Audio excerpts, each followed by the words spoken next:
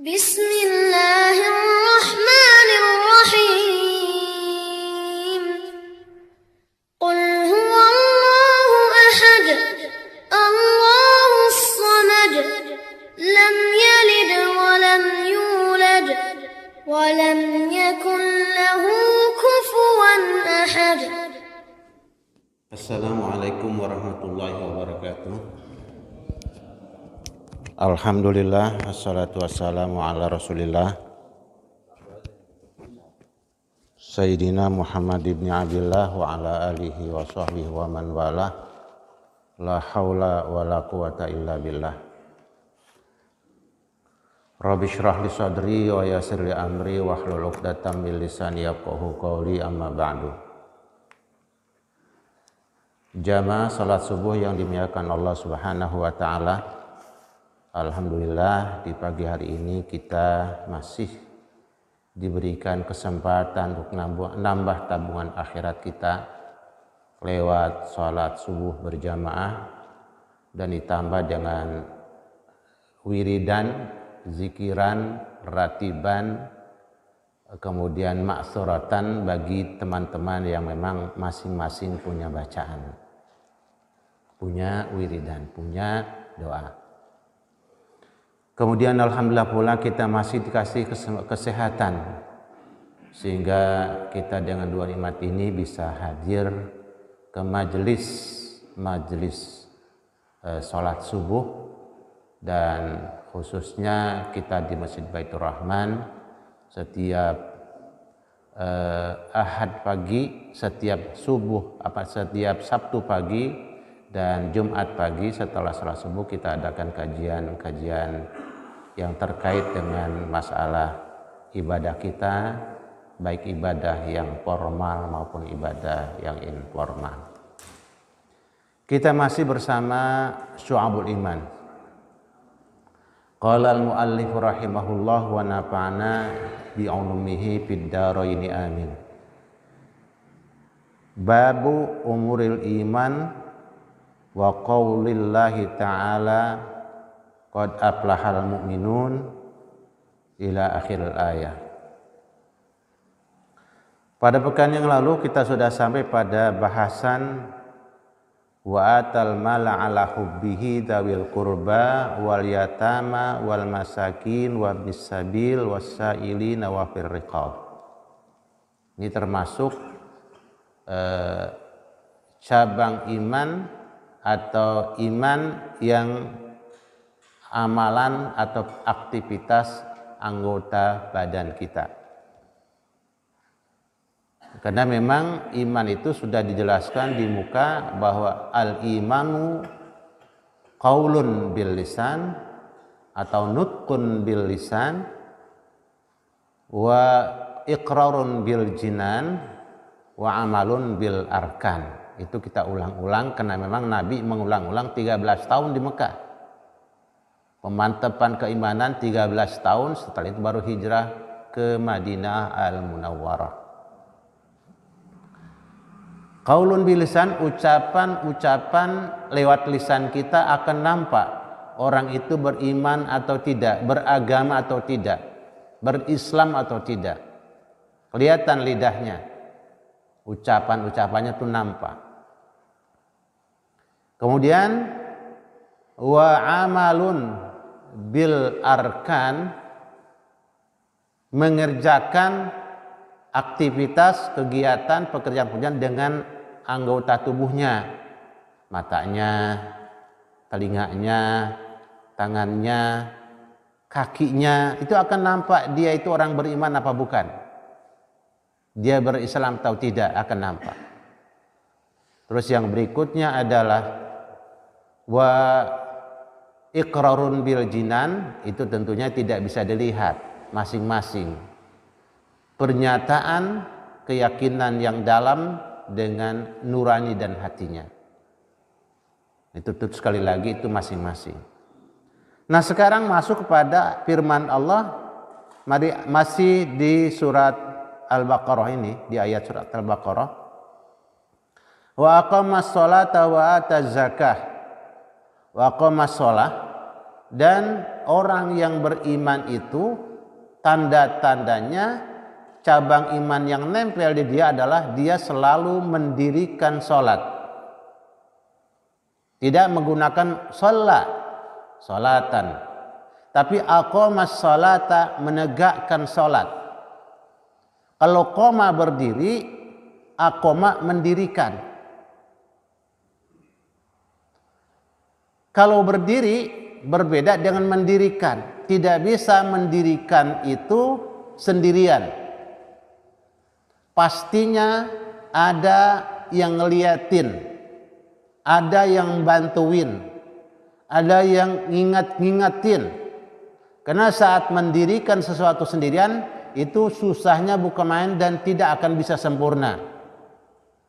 Makanya kita bersyukur di pagi hari ini bisa mendirikan sholat. Apa artinya? Artinya mendirikan sholat itu dengan berjamaah. Ya, dengan berjamaah. Karena tidak mungkin mendirikan tadi sendirian. Dari aqoma pesannya, jadi tanda-tanda orang yang beriman, berislam baik, maka dia menjaga sholatnya, mengerjakan sholatnya selalu berusaha dengan berjamaah.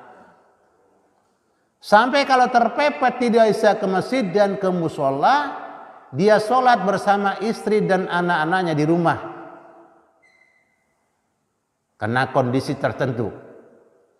Tapi selagi dia bisa ke masjid, maka dia laksanakan di masjid. Belum lagi tentu dari sisi pahala.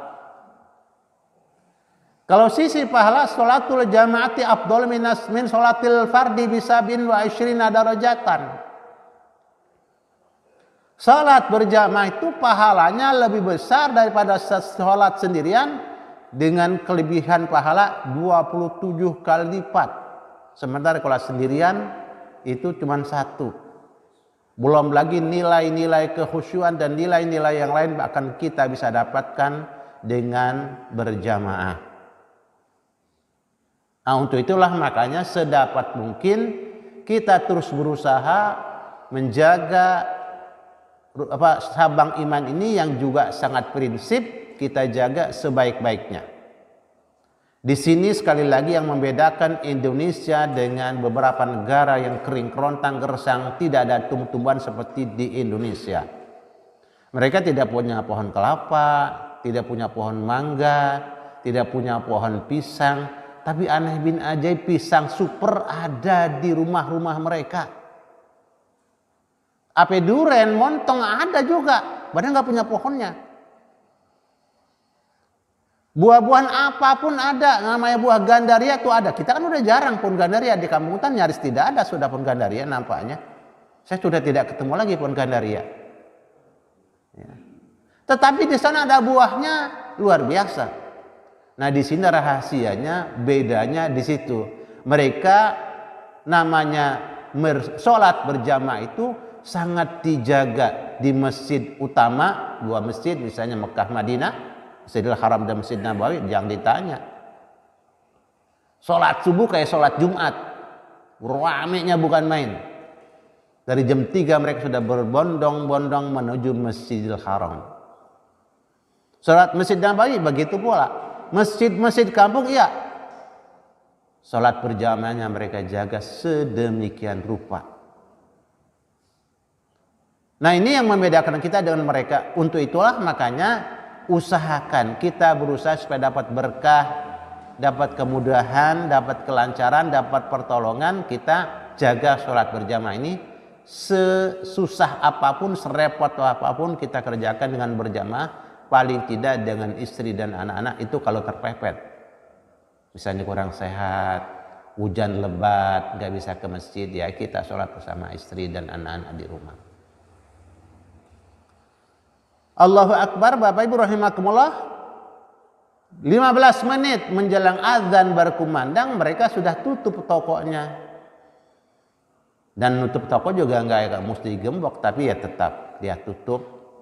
Ya, dan tutupin sekedar ya kain-kain bekas gitu buat tutup barang-barang dagangan mereka. Lalu mereka berlomba membuat barisan dan sop. Nah, ini sekali lagi kalau kita jaga sholat ini dengan baik, Masya Allah, dia sesuai firman Allah dalam Al-Quran, A'udzubillahi minasyaitonirrajim, wasta'inu bis-sabri was-salah wa innaha lakabiratun illa 'alal khashi'in. Carilah pertolongan, dapatkan pertolongan, karena ista'anah itu artinya tolabal isti'anah, mencari pertolongan. Nah, carilah pertolongan dengan penuh kesabaran dan ibadah sholat yang istiqomah berjamaah. Ya, di sini rahasianya Nabi kita bisa menang terus dalam jihad perjuangan dakwahnya, karena dalam kondisi perang yang sangat kritis pun sholat berjamaah tidak ditinggalkan. Bahkan di sana itu ada orang-orang yang sudah rentak disiapkan kursi, diantar oleh anak cucunya ke masjid, ke musola, kemudian mereka buat barisan khusus orang-orang yang berkursi di dalam masjid. Makanya nanti di masjid kita harus siapkan jalannya kursi roda di depan, tidak boleh begitu nanti. Nanti pulang didorong, didorong oleh anak cucunya. Dan saya kalau umur panjang, saya berwasiat sama anak-anak cucu, nanti Abi jangan sampai nggak sholat berjamaah walaupun Abi sakit, udah tua nggak bisa jalan, dorong ya, Abi siapkan kursi rodanya, mudah-mudahan sehat sampai akhir hayat. Jadi meninggalnya tidak dalam keadaan yang merepotkan anak cucu, tapi namanya usia, kadang-kadang kondisi dan kita tidak tahu. Nah, ini sekali lagi pertolongan, keberkahan, kemudahan akan didapatkan dari Allah lewat istiqomah berjamaah. Karena tadi redaksinya wa aqamas sholata. Kalau yang ngerti bahasa Arab kan bukan sholat itu artinya sholat sholata. Dia sholat sebuah sholat, tapi pakai aqamah, menegakkan. Nah, bapak-bapak, ibu-ibu kita, kalau ibu-ibu di rumah yang memang sudah tidak ada anak-anak, bisa dengan suaminya dulu. Makanya setelah azan Pak Haji Arsil, Mas Yanto kasih jeda dulu dikit, biar nanti ada bapak-bapak yang sedang imamin istrinya di rumah sholat bersama istri, sholat subuh, kemudian segera selesaikan terus berangkat ke masjid. Itu keren banget. Nah, kalau di sana itu di Masjidil Haram, setelah azan berkumandang 20 menit menunggu sholat itu dilaksanakan. Menunggu 20 menit karena di situ nanti ada yang sholat qabliyah subuh, ada juga yang memang masih baru perjalanan. Jadi dijaga betul, qabliyah subuh dijaga banget. Emang kenapa? Khairun minad dunya wa ma fiha, itu 2 rakaat sholat subuh nilai pahalanya lebih bagus daripada dunia dan di sisinya. Artinya Bapak orang kaya banget dengan sholat qabliyah subuh, sunnah qabliyah subuh. Dan di sana pula akan dapat banyak kemudahan apabila kita menjaganya dengan baik. Ya, makanya kalau orang Pakistan mewajibkan diri sholat qabliyah itu wajib, biar umam udah pada lagi sholat, dia tetap sholat sunnah qabliyah di belakang. Ketinggalan katanya nggak apa-apa, yang penting saya bisa ngejar khairun minad dunya wa ma fiha. Padahal kalau imam sudah takbir untuk sholat wajib, kita segera ikut. Ya, resiko itu kalau terlambat jadi nggak sholat qabliyah subuh. Makanya bangunnya badri, cepat. Jadi aqamah shalah ini tanda-tanda kita juga melihat orang itu imannya kenceng apa enggak. Imannya kuat apa enggak? Nah, dia jaga sholat berjamaahnya di mana saja. Ada teman kita dokter, sangat luar biasa, Quran selalu di tangan, dan apabila jalan nih, saya pernah diundang oleh beliau ya untuk satu pengajian di Jalan Tamrin. Subhanallah, itu begitu menjelang 15 menit mau azan, mesti dia cari masjid buru-buru. Kenapa? Takut ketinggalan sholat qabliyah. Sholat sunnah qabliyah 2 rakaat sebelum sholat wajib. Subhanallah, Bapak Ibu rahimakumullah. Ini Nabi dalam kondisi perang yang kritis tetap menjaga berjamaah. Nah, kita kalau dalam keadaan aman, nyenyak, tentram, apalagi adem benar kita sholat kayak gini kan nggak perlu pakai AC. Enak benar, khusyuk benar kita. Kalau di sana kalau nggak ada AC ya bukan main, di dalam masjid kagak bisa sholat kita. Kalau masjid-masjid kampung semuanya ada AC dan ada minuman yang disiapkan oleh DKM masjid ataupun musola. Kenapa panas dan setelah sholat mau sholat juga minum? Masuk masjid minum dulu, setelah sholat minum lagi. Karena begitu tingginya resapan yang diambil oleh udara yang memang panas dan kering. Jadi harus minum terus begitu. Disiapkanlah oleh DKM di sana masjid dan musola air minumnya. Nah, sholat-sholatnya tentunya Bapak Ibu sudah kita sangat rutin. Alhamdulillah sholat wajib kita jaga. Sholat-sholat sunnah pilihan. Sholat-sholat sunnah pilihan. Nah, ada sholat qobliyah dan ba'diyah, nggak bisa ada sholat duha. Duha nggak bisa, ada sholat tahajud. Bisa semua, kayak banget kita. Qobliyah ba'diyah bisa, duha dapat, tahajud bisa, isyraq dapat lah. Bukan itu orang dah. Bagus banget menjaga keimanannya, dipoles terus. Sehingga nanti ada lagi firman Allah dari sholat yang bisa kita dapatkan. Aqimis shalah, inna salata tanha anil fahsya wal munkar. Sholatlah dengan berjamaah, jagalah sholat Anda dengan berjamaah. Sholat yang berjamaah terus terjaga, sholat itu akan menjaga kita, melindungi kita dari perbuatan yang keji. Ya Allah, enak banget Pak. Seorang suami yang terjaga dalam rumah tangganya dari perbuatan yang keji, istrinya sayang banget. Istrinya manjakan matu suami. Betul-betul semua yang baik-baik yang dikerjakan, perbuatan jelek sama sekali tidak pernah terpleset suami itu. Maka istrinya sayang banget. Anaknya juga sangat menghormati bapaknya. Yang bapaknya sangat disiplin. Perbuatan yang keji itu kan memalukan banget Pak. Ya, perbuatan yang keji identik dengan perbuatan selingkuh dan zina. Na'udzubillah, na'udzubillah.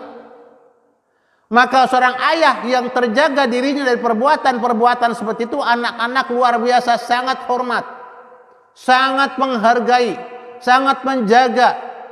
Nah ini luar biasa, makanya istri dipesan, Mak, sekurang-kurangnya sholat berjamaah dan sekurang-kurangnya kalau nggak ada bisa sholat di awal waktu, Mak, supaya nanti bisa terjaga. Karena semua kita tidak bisa menjaga hawa nafsu kita dan diri kita, Pak, nggak bisa. Kita biar sudah tua banget nih, rambut udah beruban kayak saya, tahu kalau ada perempuan cakep di jalanan. Itu cakep banget, janda lagi lewat, kelihatan. Kalau kelihatan nggak apa-apa, dilihatinnya kagak boleh.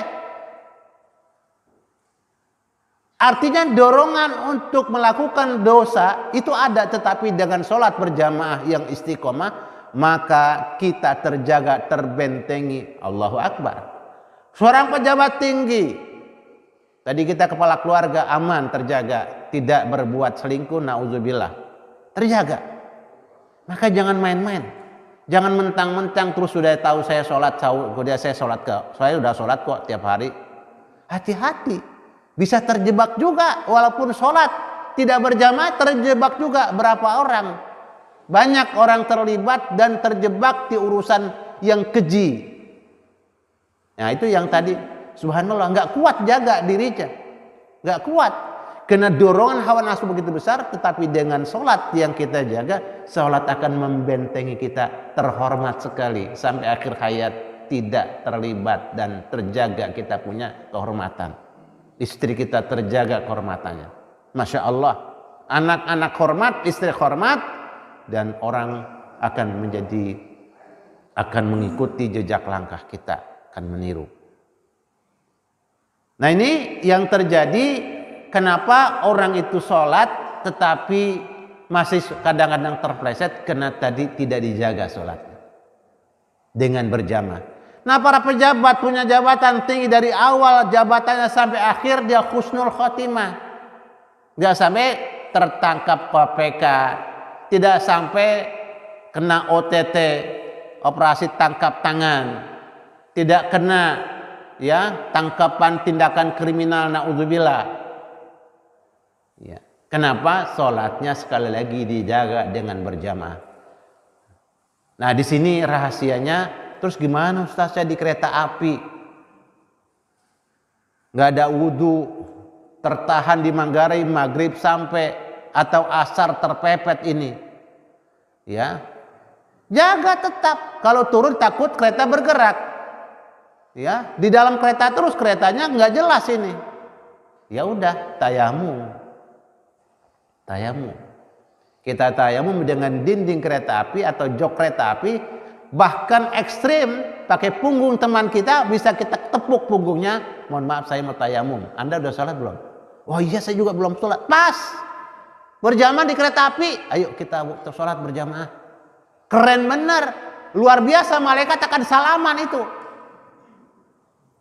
Luar biasa, akan terjaga betul dia dari pekerjaan yang memalukan dan menjijikkan, naudzubillah.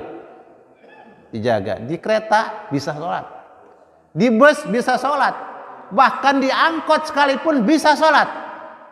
Karena kondisinya tidak normal, maka kita bisa sholat dengan bagaimana saja.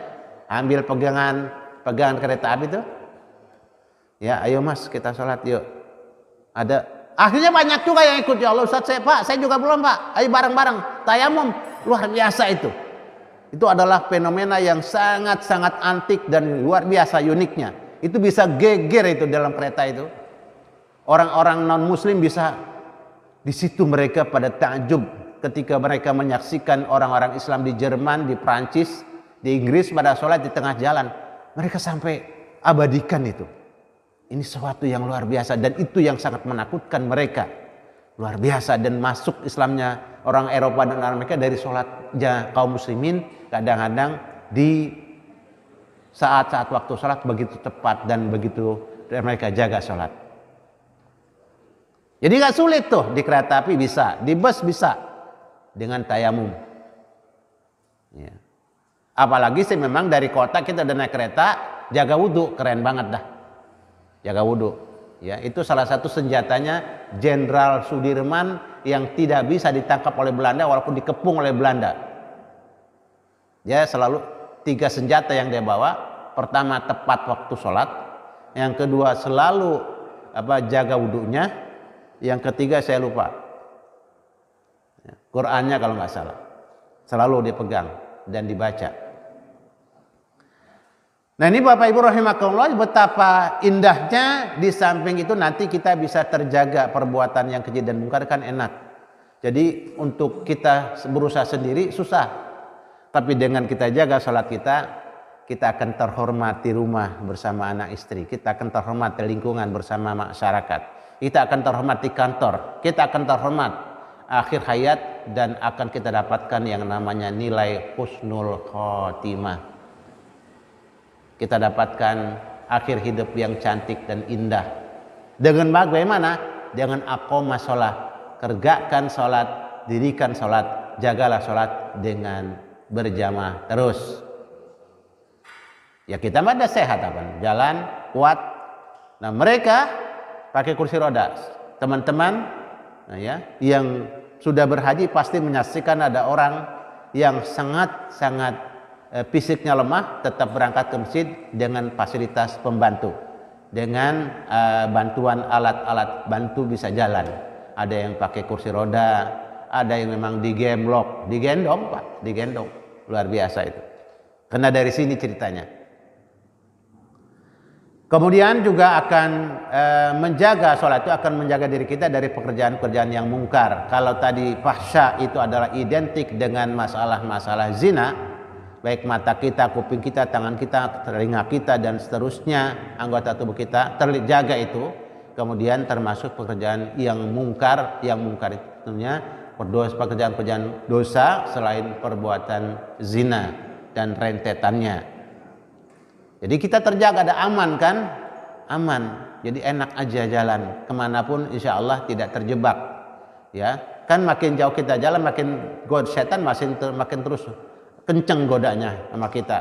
Makin orang tidak tahu, makin kenceng setan godanya sama kita. Enggak, yang kenal nggak apa-apa, mampir aja dulu. Gak ada yang tahu nggak apa-apa lah, singgah aja sebentar. Nah, enggak begitu.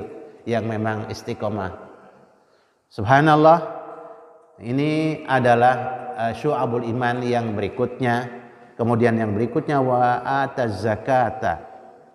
Wa ataz zakat kemarin udah di depan, itu kaitannya dengan sedekah yang sunnah di depan. Ya, yang sukarela. Tapi kalau wa ataz zakah ini adalah pengeluaran dari zakat kita yang sifatnya wajib. Kalau ada zakat itu tentunya ada harta tertentu, ada waktu tertentu, dan ada batasan tertentu yang disebut dengan nisab. Itu adalah batasan minimal. Kemudian ada waktu tertentu adalah sampai waktunya ada haul 1 tahun. Nah, kecuali di sana ada beberapa jenis harta yang memang tidak terikat dengan haul, seperti rikaz, ya, kemudian barang tambang, kemudian hasil-hasil tani itu tidak terkait dengan harus 1 tahun. Begitu panen justru di situ zakatnya. Kemudian rikaz di saat ditemukan disitulah zakatnya. Kemudian pertambangan di saat didapatkan disitulah dihitung zakatnya. Nah, ini juga tanda-tanda orang itu imannya kuat, tinggi, bagus, selalu menghitung-hitung rizki yang dia dapatkan. Paling gampang begini Pak, paling gampang nih, setiap kita dapat duit berapapun kita keluarkan 2,5%, siapkan kotaknya. Kalau 10.000 kan 250 perak, ambil 250 perak, masukkan kotaknya. Ini kotak zakat. Sebab kalau kita hitung susah, apalagi yang dapatnya nggak jelas gitu.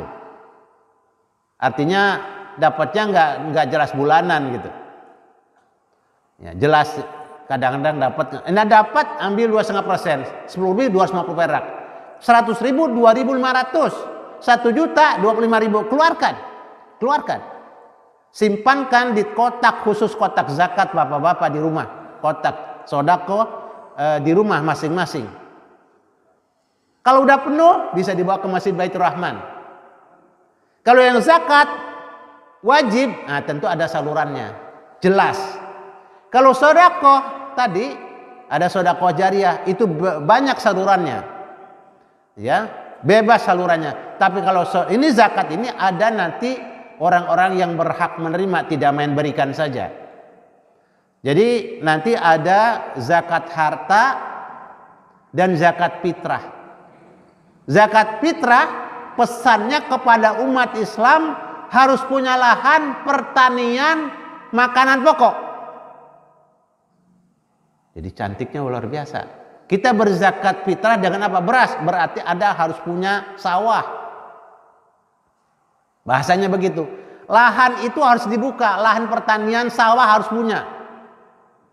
Kalaupun tidak, ini lewat pemerintah buka lahan pertanian padi dan lahan-lahan makanan pokok, yang nanti dari situ pemerintah bisa menyiapkan makanan pokok yang standar dan bisa dijangkau oleh rakyat, maka nanti bisa berzakat. Nah, kalau harganya mahal, susah, bagaimana bisa berzakat fitrah? Jadi pesan zakat fitrah itu bukan sekedar 3,5 liter beras, tapi pesannya kaum muslimin, Anda harus punya lahan pertanian beras. Anda harus punya lahan pertanian porang kalau memang makannya dari ubi porang. Tahu ubi porang, Pak? Sekarang lagi ngetren tuh. Lagi mahal banget. Porang tuh suweg. Cuma di kampung itu nyaris nggak ada. Nyaris nggak ada. Dulu mah setiap pinggir rumah ada suweg. Nah, sekarang ada diternak atau ditanam, diberdayakan di kawasan-kawasan tertentu. Di Sukabumi banyak, di Cianjur banyak, di Jawa Timur banyak. Itu per kilonya cukup tinggi tuh pesannya, harganya. Sampai 80.000 tuh porang. Luar biasa. Dan sekali panen kalau tanamnya 2 hektar keren bener. Nah, ini zakat fitrah pesannya adalah, pesan pertama, pastinya wajib berzakat fitrah, tetapi tidak mungkin kita bisa berzakat fitrah kalau tidak ada sarana untuk mendapatkan berasnya. Nah, tentunya nanti beragam. Ada yang petani, ya tentu punya lahan. Ada pekerja, ya dia harus punya peralatan kerjanya, bisa jadi kemampuan skillnya, sehingga nanti bisa beli beras, bisa berzakat fitrah. Ya.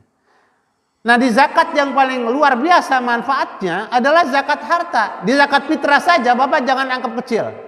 Di bulan Ramadan itu kalau yang berzakat fitrah 1 juta berarti 3 juta beras, 3,5 juta liter beras, 3,5 juta liter. Kalikan 10.000 berapa duit itu duit. Makanya umat Islam luar biasa ini akses ekonominya. Cuman ini kadang-kadang yang kayak gini nih subhanallah. Kalau semuanya bangkit berpikir untuk bisa berzakat fitrah, kan dia kerja keras, paling tidak punya sawah. Kalau dia memang seorang petani, paling tidak dia mengelola pertanian bersama dengan para petani yang punya lahan. Kalau kita mau ada kok lahan-lahan departemen pertanian dan lahan-lahan punya departemen perhutanan. Ada, bisa kerjasama, kita bisa tanam padi, bisa tanam porang tadi, kita bisa sewa sama beliau-beliau yang punya lahan itu. Ada salah satu pesantren di Bandung di kawasan Ciwidey, santrinya luar biasa. Ahli nanam kentang, ahli nanam berbagai macam jenis sayur-sayuran. Dia juga yang nanam, dia juga yang panen, dia juga yang ngelola. Sampai punya mobil-mobil box khusus yang diantar ke supermarket. Dia bergerak di argo bisnis. Saya bilang kalau kita di Depok kagak bisa ini. Udah tanah mahal benar. Di Bandung ini di Ciwidey, di Desa Endah itu masih banyak tanah negara yang dikelola oleh pimpinan pondok pesantren, membuat kerjasama kesepakatan. Subhanallah, ada tanah kentangnya saja sampai 25 hektar, stroberinya 25 hektar, bukan main.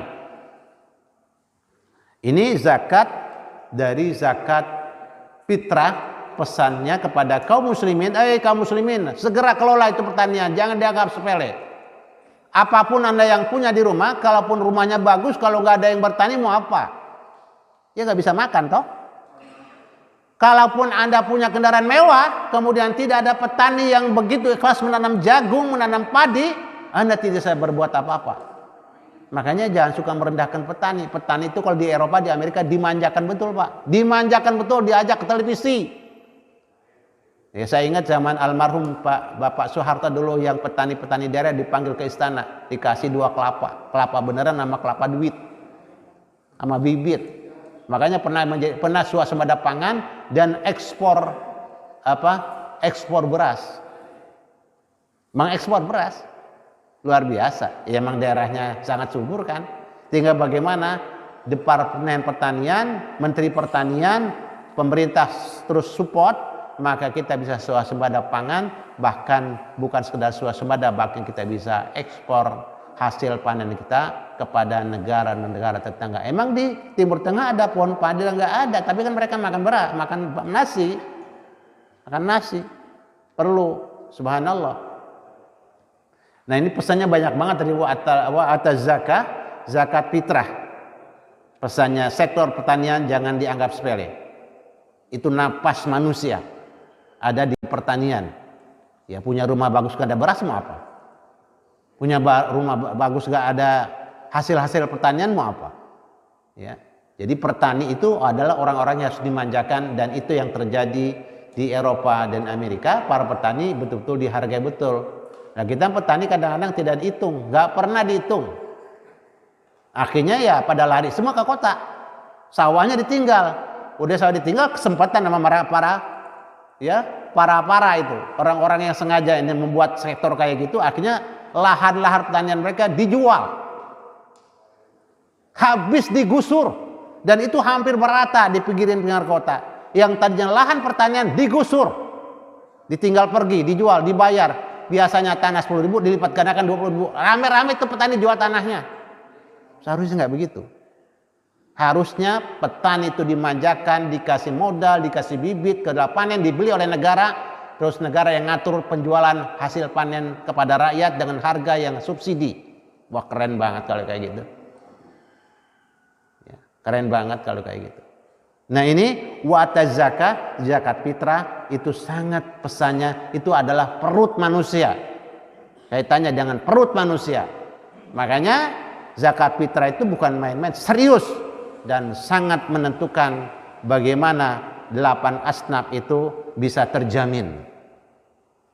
Kalau udah terjamin kan rakyat mah gak banyak nuntut apa-apa, yang penting dia udah kenyang, bisa belajar, bisa ibadah, bisa bekerja, selesai. Dia tidak nuntut untuk jadi lurah, dia tidak nuntut untuk jadi menteri, enggak. Dia penting bisa sholat baik, perutnya terisi dan aman, anak-anak bisa belajar, aman dah. Itu dari zakat ini yang luar biasa, dan itu rukun Islam yang lima rukun Islam ada di dalamnya bab rukun zakat. Luar biasa. Nah, ini sektor yang namanya zakat fitrah saja sudah memang kalau dijalankan sudah.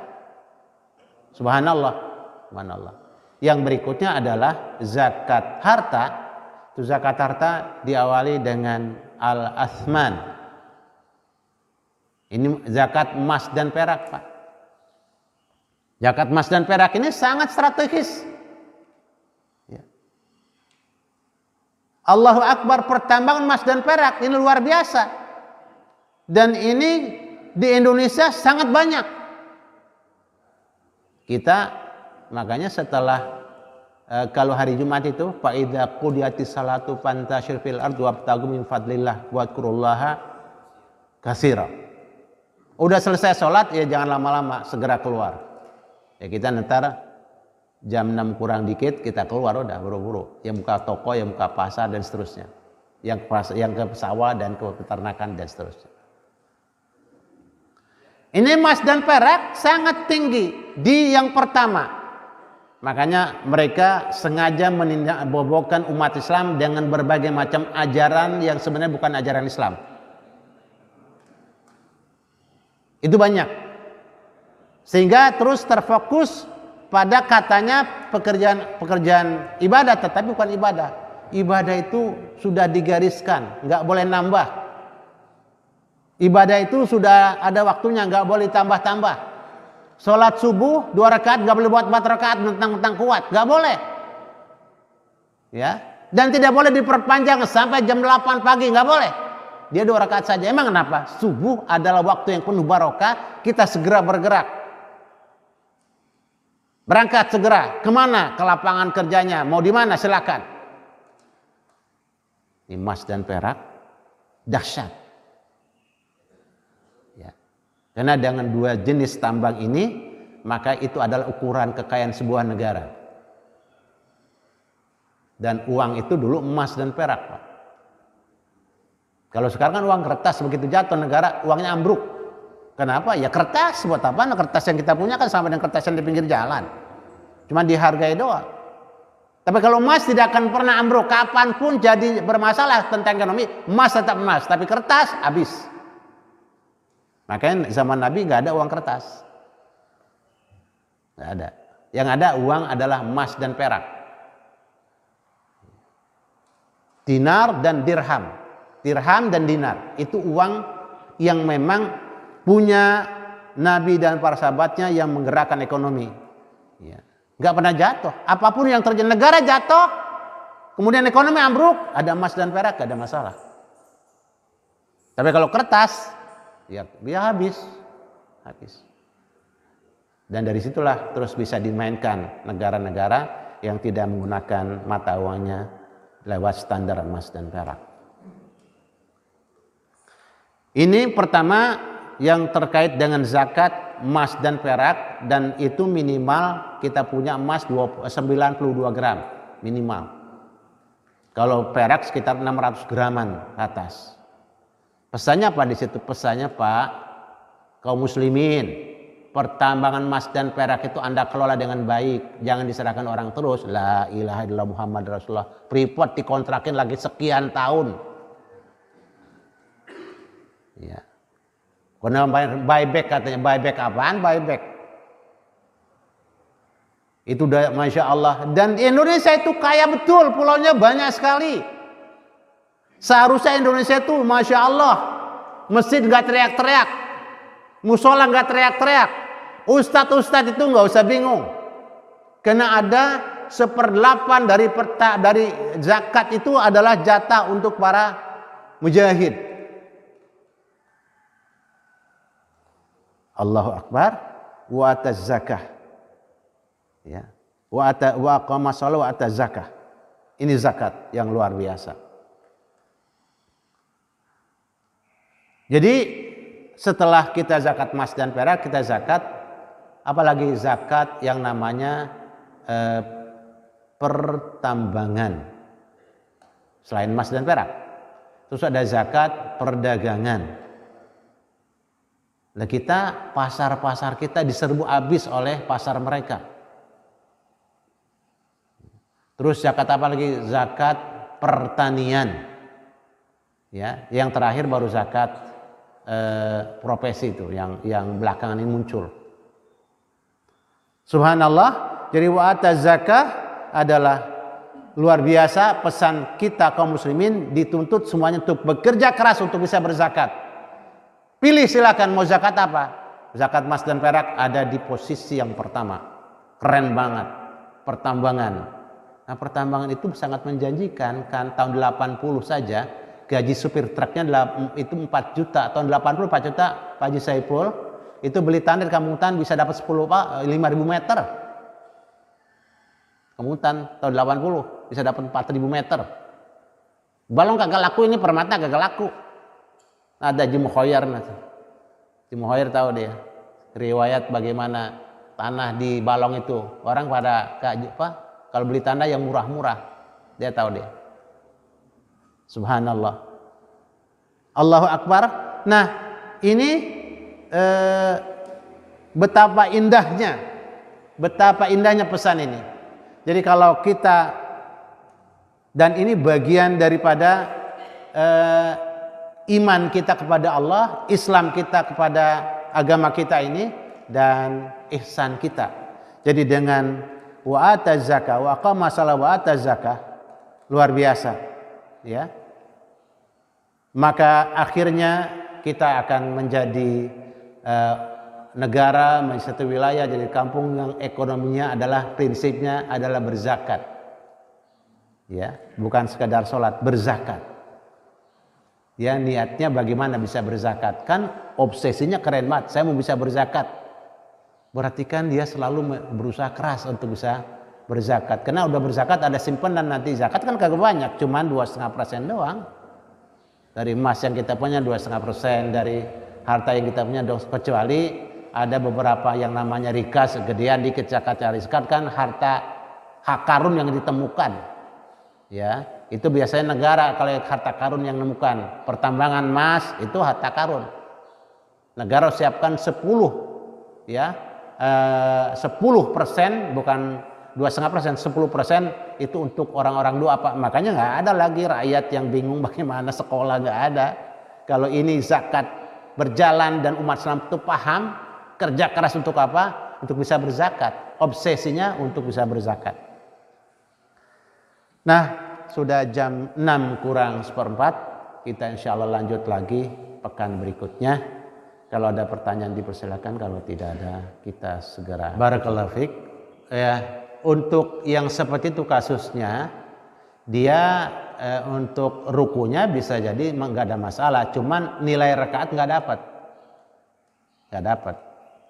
Ya, jadi kalau sudah kita ngejar ruku, imam udah bangun, nggak dapat tuh nilai 1 rakaat. Jadi kalau mau dapat nilai 1 rakaat minimal kita bisa ruku bersama-sama imam sebelum dia bangun. Tapi kalau kita takbir dia bangun, itu nggak dapat rakaat itu. Nah, dia masih tetap ruku ya nggak masalah. Cuman dia nggak dapat nilai ruku, nggak dapat nilai 1 rakaat. Tetap nanti kalau dia datang di rakaat pertama sholat subuh dan sudah ruku kayak gitu, maka dia nanti nambahnya tetap tambah lagi 1 rakaat. Sah sholatnya. Ya, rukunya hilang dan rakaat itu tidak terhitung. Yang benar ya tentunya ketika setelah asyhadu an la ilaha illallah wa asyhadu anna muhammadar rasulullah, hayya 'alas shalah, memang panjangan. Nanti tergantunglah azannya, jenis azan itu juga beragam. Kalau azan subuh jangan terlalu merdu. Nanti bisa tidur yang dengar. Kalau salat subuh tuh azan subuh, azannya azan orang Baduy. Allahu Akbar, Allahu Akbar. Allahu Akbar, Allahu Akbar. Nah kalau azan Isya, azan Maghrib, azannya Nanang Kosim. Gitu. Tapi kalau azan subuh, azannya yang membuat orang kaget. Jadi saya pertanyaan abang nih agak sedikit masih belum jelas. Jadi paling tidak memang nanti kalau di hayya 'alas shalah hayya 'alal falah saya lihat jarang masalah. Tapi kalau yang sering saya dengar ketika takbir Allahu Akbar, Allahu Akbar. Kalau memang mau disambung. Ya. Kalau di tadi hayya 'alas shalah. Nah, ini tentunya sekali lagi di format adzan waktunya sangat berbeda gayanya. Jadi bisa kalau subuh jangan terlalu merdu, bisa pada ngantuk. Yang agak galakan dikit, Allahu Akbar, Allahu Akbar, gitu. Adzannya orang Baduy. Tapi kalau giliran adzan yang Maghrib, Isya, Zuhur, Asar pakai adzannya Nanang Kosim, keren dah. Ya. Itu saya yang benar tadi memang ketika hayya 'alas shalah yang panjang kan di situ. Hayya 'alal falah kan memang itu mad arid lisukun. Ya. Ada di situ panjang. Segitu pertanyaannya. Insyaallah kalau nanti belum jelas bisa langsung nanti sama saya ngobrolnya ya. Karena ini bersama-sama nanti terlalu banyak menyita waktunya. Sudah jam 6 kurang oleh 10 menit. Kalau masih ada nanti kita sambung di pekan berikutnya. Jadi sekarang kita tutup dulu dah karena masih ada yang mau berangkat kerja supaya nanti tidak ketinggalan. Baik, terima kasih Bapak-bapak jamaah Masjid Baitur Rahman. Tinggal kita berbagi kepada keluarga di rumah supaya nanti ilmu yang kita dapatkan bisa kita transfer kepada keluarga istri terutama di rumah yang mungkin tidak bisa hadir bersama kita. Baik, kita tutup pertemuan kita dengan ucapan hamdalah dan doa kafatul majlis. Alhamdulillahirabbil alamin. Subhanakallahumma wa bihamdika asyhadu an la ilaha illa anta astaghfiruka wa atubu ilaik. Assalamualaikum warahmatullahi wabarakatuh. Ini nanti kalau ada yang mau ke keluarga, saudara mendengar pengajian ini bisa ikut akses YouTube yang dikelola oleh Ustadz Ahmad Kausar. Ya, nanti bisa minta nomornya sama beliau.